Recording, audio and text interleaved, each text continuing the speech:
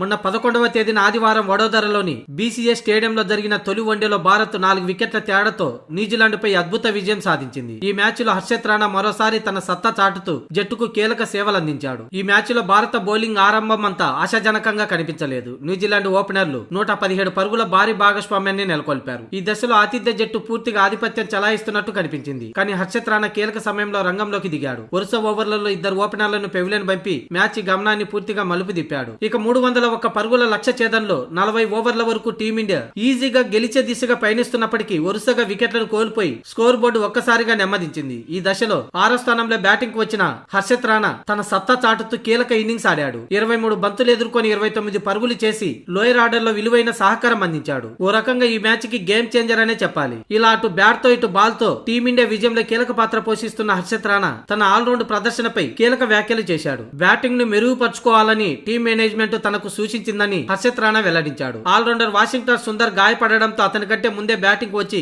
విలువైన పరుగులు చేశాడు. దీంతో టీం మేనేజ్మెంట్ నన్ను ఆల్రౌండర్ గా చూడాలనుకుంటుంది. అందుకే నేను నెట్స్లో శ్రమిస్తున్నా. కివీస్ తో మ్యాచ్ లో పరుగులు చేయడంలో రాహుల్ సహకరించాడు. ఇక ముందు బ్యాటింగ్ లో మంచి ప్రదర్శన చేసేందుకే ప్రయత్నిస్తానని హర్షత్ రాణా పేర్కొన్నాడు. కేఎల్ రాహుల్ తో కలిసి హర్షత్ రాణా 6వ వికెట్ కు 37 పరుగులు జోడించాడు.